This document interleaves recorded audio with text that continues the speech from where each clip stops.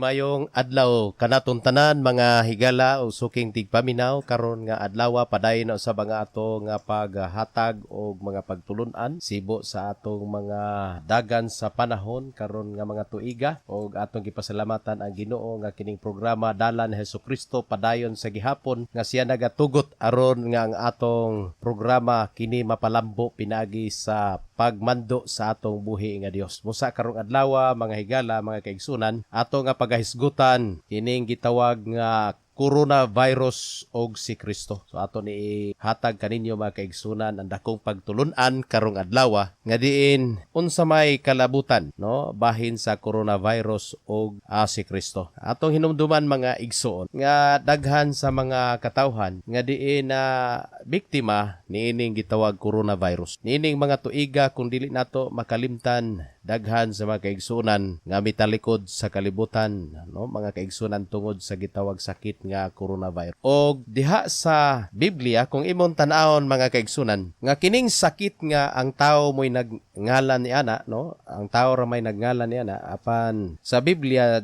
sa kinatibuk-an matod pa sa Biblia nga ang Dios magatugot sa kamatayan or kamatayon no mga kamatay tungod kay kini resulta sa kapungot sa Dios sa mga katawhan. Matod pa sa balaang kasulatan nga muabot ang mga panahon nga diin ang Dios magpadala o magatugot niining mga panghitabo sa kalibutan nga mo'y hinungdan sa kamatayon sa kadaghanan. Kung imong basahon diha sa Pinadayag kapitulo 6 bersikulo 7 mga kaigsunan, og sa pagbukas niya sa ikaupat nga selyo, akong nadungog ang tingog sa ikaupat nga buhing binuhat nga nagaingon. Duol nga ri og akong nakita ang usa ka luspad nga kabayo og ang nagkabayo niini ginganlan og kamatayon. Og ang Hadis nagsunod kaniya og kini sila gihatagan og kagahom ibabaw sa ikaupat nga bahin sa yuta sa pagmatay pinaagig espada og sa gutom og sa kamatay og pinaagi sa pintas nga mga mananap sa yuta. So mao day kini mga kaigsunan nga ang Biblia nagasulti nga ang Dios mga kaigsuonan magatugot niining usa ka klase sa kahimtang nga diin muabot ang daghan nga mga katalagman sa kalibutan, daghan nga mga panghitabo sa kalibutan. Og matod pa sa balaang kasulatan diha sa Pinadayag kapitulo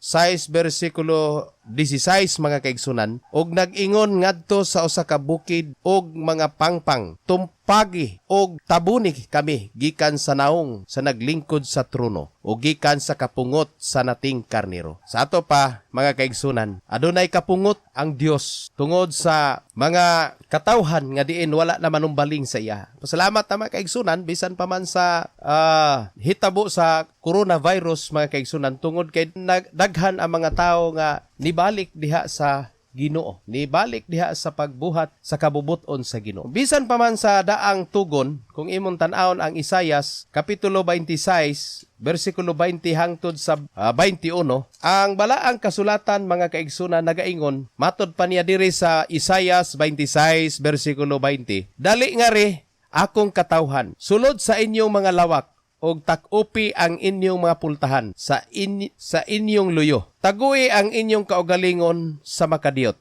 hangtod nga ang kaligot-got mulabay. Kay ang Ginoo moanhi gikan sa iyang dapit, aron sa pagsilot sa mga nagpuyo sa yuta, tungod sa ilang kasalanan. Ang yuta mupakita sa dugo nga gipaagas diha kaniya, og dili matabunan sa iyang mga patay. So kung imong tanawon ang Biblia, dunay sugo sa Dios nga home quarantine mga kaigsunan. Ang mga katawhan sa Dios gusto niya nga dili maapil. O ingon sa Dios sa daang panahon nga tago sulod sa imong lawak og sirad kay ang Dios magpadala og gitawag nga kamatay. Kung imong tanawon mga kaigsunan, di lang di ay karon lang kini nahitabo bisan sa una nga panahon. Nga diin ang Dios mga kaigsunan nagasilot sa kalibutan tungod sa kadautan. Kung imong tan-awon mga kaigsunan sa atong panahon, karon nga mga panahon, halos ang mga katawhan makalimot na sa Pangginoo. Kung imong tan-awon ang mga kasimbahanan, gamay ray nanimba. Pero moadto ka sa mga kalihukan sa kalibutan, adunay daghang mga katawhan. Nga kung imong tan-awon mga kaigsunan, ilabi na sa atong panahon karon, nga imong makita nga ang mga tao daghan kaayo nga wala nay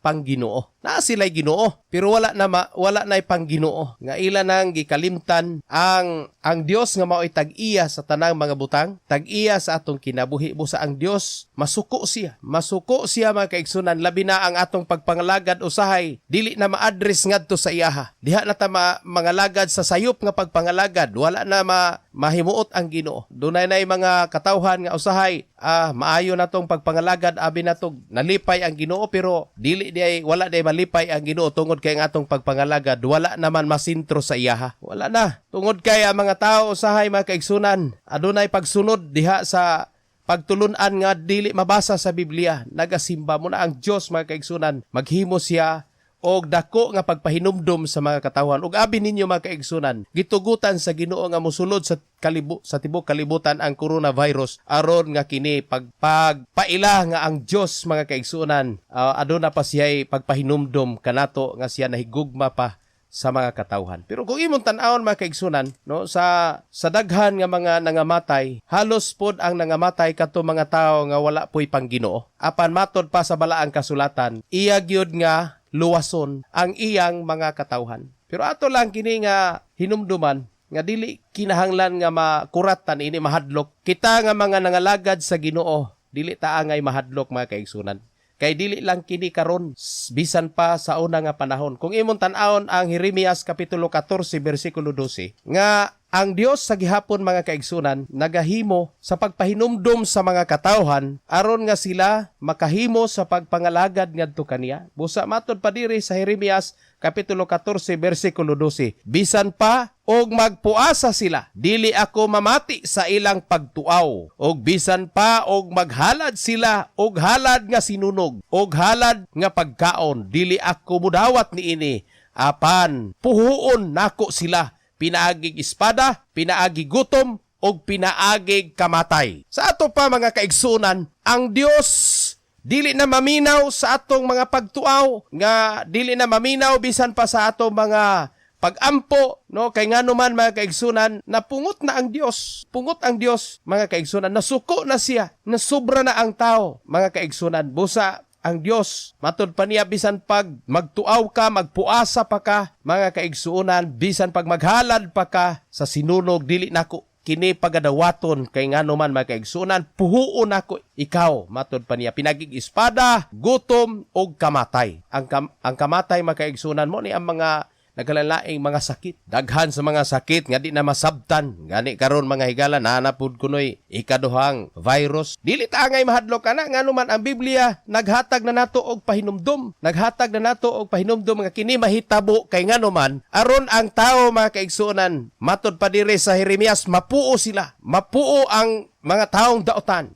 Kuhaon sa Ginoo. Di na mapugnan mga kaigsunan. Nga kung imong tan-awon sa mga balita mga kaigsunan, panahon sa coronavirus, kada adlaw nilibo ang mga matay, daghan kayo ang nangamatay tungod kay kinisibo sa gingon sa Ginoo nga bisan pagmutago ka ngadto sa pangpang ngadto sa langob, ang Dios magatumpag sa langob. Mga matay gyud kay ngano man kini tungod sa kapungot sa Ginoo. Sa ang mga Kristohanon dili ta angay mahadlok, no? Tungod kay usahay mga kaigsunan, ang kahadlok sa Kristohanon nga mao nay labaw, dili na hinuon ka makahimo sa pagsalig sa Ginoo. Kay ngano man kung mahadlok ka sa sakit nga coronavirus, wa na kay pagsalig sa Ginoo. Apan kung dili ka mahadlok niini, nagpasabot nga ikaw dunay dakong pagsalig sa Ginoo, kay matod pa sa saad sa Ginoo, panalipdan ko ikaw. Kinsay ang panalipdan kadto mga tawo nga adunay pang Ginoo sa kinabuhi, kadto mga tawo nga nagmahinadlokon sa Ginoo, mga tawo nga nangalagad sa Ginoo, og matod pa sa Dios mga kaigsunan nga siya magabantay kanila. Nang atong hinumduman mga kaigsunan nga pag-abot sa coronavirus, pag-lockdown mga kaigsunan, daghan ang mga kasimbahanan nga wala na magsimba mga kaigsunan. Wala na mo simba. Gituman ang protocol sa atong panggobyerno nga kinahanglan ang social distance. Wala say gitawag nga panagtapukay. Gibawal sa gikuha sa gobyerno kay tungod ni ana o mudaghan ang gitawag virus. Tungod kay ang coronavirus mga kaigsunan, usa ka makalilisa nga klase sakit kay bisan pa ang iyang nahawiran kung imong makuptan, matakdan ka. So muna hinungdan nga ang panggobyerno nagmando nga wala usay gitawag nga panagtapukay bisan pa man sa mga kasimbahanan. Pero kung imong tanaw nay mga pamaagi sa gihapon nga ang pagsimba sa Ginoo nagapadayon. Dunay live nga pagsimba pinagi Facebook mga kaigsunan. O dunay mga pagsimba nga gibalay-balay. Giadto sa ilang mga balay o ang ilang pagsimba mga kaigsunan aron mahimo ang gitawag nga social distance. Kung imong tanawon mga kaigsunan, bisan pag-unsaon nato og social distance, bisan pag-unsaon. Kay ang Dios di mapugnan. Kung siya mutugot gayod nga ikaw kuhaon og puhuon, mahitabo gayod kana. Pero sa samang paagi, ang atong panggobyerno naghimo sa maong protocol, sa maong pagasundon aron nga mapugnan, ma-minimize ang gitawag nga mao nga kamatay. Salamat sa atong panggobyerno. Pero kung ako lang hunahuna mga kaigsunan nga dili nato undangon ang pagpangalagad sa Ginoo, dili nato undangon pero atong i-observe, atong bantayan nga ang social distance o sa atong pagpanagladyo ay kay mao na siya ang usa ka pagpanalipod nga dili ta matakdan kay naatay gitawag social distance. Pero dili buti pasabot mga kaigsunan nga dili na nato himuon ang pagsimba. Kay walay giingon sa Biblia nga hunungon ang pagsimba. Pero naay mga pamaagi mga kaigsunan. Naay mga pamaagi nga makapadayon ta sa pagsimba. Bisan pa man sa atong tagsa-tagsa ka panimalay. Muna ang giingon sa Biblia, duha kong tulo magakahiusa. No, na ako sa ilang taliwala. Muna na siya mga kaigsunan kay matud pa. Tago kamo sa makadiyot, matod pa sa Isaias 26, versikulo 20 hangtod sa 21, kay ngano man, magpada ang Dios og kamatay. Muna nga, iyang gisifte, iyang panalipdan ang iyang mga katawhan. Busa diha sa coronavirus o kang Kristo mga kaigsunan. Diha kang Kristo, kita mga kaigsunan, adunay gitawag nga kasiguruhan. Bisan pag-unsa pa ng koronaha diha mga kaigsunan, bisan pag-unsa nga klase sa sakit, no dili ta ngay mahadlok kay ngano man, dunay gisulti ang balaang kasulatan. Atong tan-awon diha sa Pinadayag kapitulo 7 bersikulo 14. Nga ang Dios mga kaigsunan aduna siya'y usa ka pasalig diha sa atong tagsa-tagsa ka mga kinabuhi. Atong basahon ang Pinadayag kapitulo 7 bersikulo 14. Ako miingon kaniya, akong Ginoo, nasayod ikaw og siya miingon kanako, mao kini sila nga mga nakalabang sa dagkong kasakitan. Ang ilang tag-as nga bisti gilabhan nila o ginapaputi diha sa dugo sa nating karnero. Tungod niini, anaa sila sa atubangan sa trono sa Dios. Og nag-alagad kaniya adlaw o gabi sulod sa iyang templo. Og na naglingkod sa trono og nagbuklad sa ilang tulda, ibabaw kanila. Sila dili gutumon og dili na usab uhawon. Dili na sila mainitan sa adlaw o sa bisan unsang kainit. Kay ang nating karnero nga anaa sa taliwala sa trono maoy magbantay kanila. Og magtultol kanila ngadto sa mga tuburan sa tubig sa kinabuhi. Og pahiran sa Dios ang tanang luha sa ilang mga mata. Sa ato pa mga kaigsunan, kita mahimog yun nga makalabang sa mga kasakitan. Panalipdan yun ta sa Ginoo. Kung ang atong pagpangalagad sa Ginoo, adunay timos kinasing-kasing putli nga pagpangalagad. Dili nang pagpangalagad mga kaigsunan nga naglantaw ra ka sa imong kaugalingong kaayuhan. Ang pagpangalagad mga kaigsunan nga uban sa atong kaputli og kabalaan, uban ang paglaba sa atong mga bisti. Bisti nga mao ang atong kinaiya sa sulod sa atong kinabuhi. Mga kinaiya mga kaigsunan sa Kristohanon nga adunay gitawag nga putli nga nahinluan pinaagi sa dugo ni Kristo. Kay daghan sa mga Kristohanon nga Kristohanon lang panahon sa adlawng Domingo, pag uli sa ilang balay di na Kristohanon. Apan matod pa sa Ginoo bisan sa imong balay adlaw gabi mga lagad ka sa iyang trono. Ang buti pasabot sa Ginoo mga tao nga nakalabang at tuwa sa langit. Tuwa siyang templo, siyang trono. Pero hinumdumi mga kaigsunan, kung imong sabton kini maong balaang kasulatan. Nga dili lang didto sa langit, bisan pa man dinhi sa yuta mga kaigsunan, kay ngano man ang gingharian sa langit, ania sa yuta. No? Ingon sa Dios, iwali nga ang gingharian, muabot ang iyang gingharian sa kalibutan. Ang buti pasabot sa Ginoo mga kaigsunan, kung ikaw usa ka tawo nga kanunay nangalagad sa Ginoo uban ang kaputli o kabalaan sa imong kinabuhi, makalabang ka sa daghang mga kasakitan, sa dagkong mga kasakitan, sa kamatayon, sa kamatay, sa espada, sa gubat, sa gutom, sa mga mga kaigsunan, daghan sa mga tao nga nangamatay tungod kay pag-lockdown mga kaigsunan o gutom na kayo, wala na bugas, lugaw, mag-init na lang tubig, butang ang tanglad, tungod kay matod pa mga kaigsunan, di man ka basta-basta mugawa sa imong balay, kay dakpon man ka. Apan ang Dios mga kaigsunan, kung ikaw naa sa iyang puder, naa sa iyaha nga trono, mga kaigsunan, ikaw dili gyud ka mahimo nga makabsan. Ingon siya, matod pa sa atong buhi nga Dios, ako magatultol kanila ngadto sa tuburan sa tubig sa kinabuhi.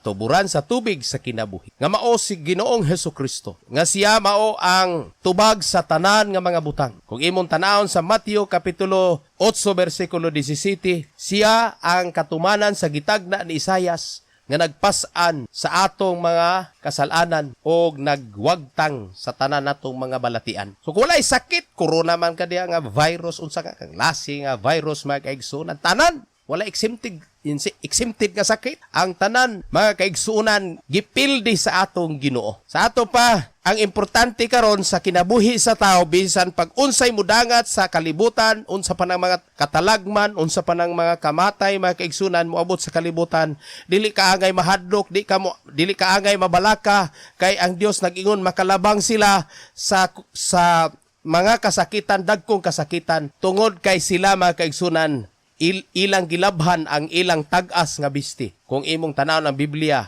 ang tag-as nga bisti mga kaigsunan mo na ang atong tagsa-tagsa kakinaihan binuhatan. Kinahanglan do na tay gitawag nga pagsunod diha sa biblikanhon nga mga kamanduan. Diha sa yutan-ong kamanduan, bisan pa man diha sa atong panggobyerno, nagsunod ta kay kumusupa ka, mapriso man ka. Apan diha sa Ginoo labaw sa tanan. Kung onsay Dios non nga kamanduan, atong sundon. Unya matod pa sa balaang kasulatan nga ang mando sa Ginoo nga kinahanglan kita magbag-o sa atong tawhanong kinaiya, unudnon nga kinaiya, atong garbo, atong kuhaon, ang atong tagsa-tagsa ka mga kinaiya nga dili maayo atubangan sa Ginoo, kanang masuk-anon, kanang pagkapalaaway, kanang pagkamaisog nga tao, ato nang kuhaon mga kaigsunan. Kay ngano man ang Dios mga kaigsunan mo na siya giingon nga naglabas sa iyang tag-as nga bisti nga kung buhato nato ang tinuod nga pagbag-o sa atong kinabuhi mga kaigsunan, ato makita nga ang Dios magaluwas kanato og makalabang ta sa daghan nga mga kasakitan. Ug matod pa sa balaang kasulatan diha sa unang Korinto 15:54 nga ang kamatayon gidaog pinaagi sa pagkabanhaw ni Kristo. Og diha sa 15:26 sa unang Korinto kapitulo 15:26, ang katapusang buntugon ni Kristo mao ang kamatayon. Gibuntog ni Kristo pinaagi sa iyang pagkabanhaw. Busa mga kaigsunan, ayaw kahadlok sa bisan unsang sakit sa kalibutan, kay kini gikatugot sa Ginoo aron daghan ang mga matay pagpuo sa mga tao nga wala namang Ginoo. Imong hinumduman mga kaigsunan, pag-abot sa mga trahedya, sa mga katalagman, pinaagig linog, pinaagig bagyo, daghan ang mga tao nga mabiktima. Daghan ang mga tao nga mahimong mamatay tungod kay kana mga kaigsunan. Sa Biblia, iya kanang gipasidaan sa mga katawhan. Busa angay kita nga mangandam sa matag adlaw sa tong kinabuhi, nga kung moabot man ang bisan unsang sakit, unsang katalagman, mga kaigsunan sa kalibutan, andam ta tungod kay ngano man. Nangalagad ta sa Ginoo adlaw gabii sa iyang sa iyang presensya, sa iyang trono. Nagahalad ta sa mga pagdaig. Doon na tayo devotional sa atong kinabuhi igsoon. Di na ito kalimtan nga muluhod mo ampo atubangan sa Ginoo. Di na ito kalimtan ang pagbasag Biblia. Di na ito kalimtan igsoon kay ngano man usahay ang mga tao wa nay pang Ginoo, di na mo basag Biblia. Dili na mo ampo, dili na mo daig sa Ginoo. Kanunay na lang siya nabisi siyang trabaho, naa siya kanunay sa iyang negosyo, naa siya kanunay sa iyang panginabuhian. Usahay mga kaigsunan, masuko na gyud ang Ginoo nato ana. Una nga kung naa kay trabaho, ayaw himuang nga kinigapos sa imong pagpangalagad, kundili ang imong trabaho gamita aron mahimaya ang Ginoo mga kaigsunan. So diha sa atong pagpangalagad sa Ginoo, atong himuon nga matod pa sa Ginoo nga ang Dios magaluwas sa iyang mga katawhan, iya gayud nga panalipdan ang iyang mga katawhan ug dili gayud niya pagabiyaan. Ug matod pa sa Roma kapitulo 8 bersikulo 31, kung naa ka sa Dios walay si bisan kinsang makapildi nimo. So diha kang Kristo. Kung ang coronavirus makaigsunan gikahadlukan sa tanan, para nako di ko mahadlok og coronavirus. Ang akong gikahadlukan si Kristo. Kay si Kristo mopatay sa atong lawas ug dunay gahom sa pagtambog sa atong kalag ngadto sa impierno. Ayaw kahadlok, mamatay ka sa coronavirus, mga kaigsunan. Ayaw kahadlok, pero alang ka nako igsuon, walay sakit nga dili mapildi sa atong Ginoo. Kay ang katapusan niyang gipildi mao ang kamatayon. Sa ato pabisan ang kamatayon, pildi na sa Ginoo, ay di na ta mamatay. Kay matod pa niya, mga kaigsunan, ang muto kanako may kinabuhi nga walay katapusan. Bisan siya mamatay, mabuhi siya. Mo na igsuon nga angay natong hinumduman nga karong tuiga ni sulod man ang gitawag pandemic, daghan sa mga tawo nga nangamatay. Apan alang kanato nga mga Kristohanon diha kang Kristo, wala kay kamatayon. Kay matod pa ni Pablo, alang kanako ang kamatayon maoy pagdaog. Kay ngano man mga kaigsunan, ang kamatayon at mao na siya ang imong kadaugan.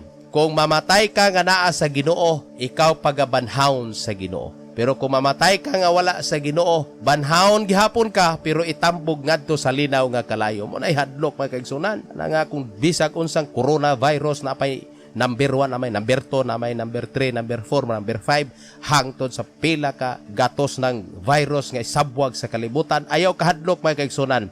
Importante sa kinabuhi sa tao nagingon nga kita kanunay naa sa atong Ginoong Kristo. Dalaygon ang Dios nining adlaw o sa kapagpahinumdom diha sa atong programa Dalan Jesucristo nga dili ta angay mahadlok sa coronavirus, kay si Kristo ang angay natong kahadlokan og diha kang Kristo kita adunay kasiguruhan. Dalaygon ang Dios og mayong adlaw kanatong tanan. Kung kamo na panalanginan nining atong mensahe, palihog kog like, apan kung doon na mo'y ikasugyot, comment lang. Ayaw kalimot sa pagsuporta ning atong programa, pinaagi sa pag-share. Og subscribe na! Pinduta ang notification bell para una nimong makita ang atong mga video. Daghang salamat.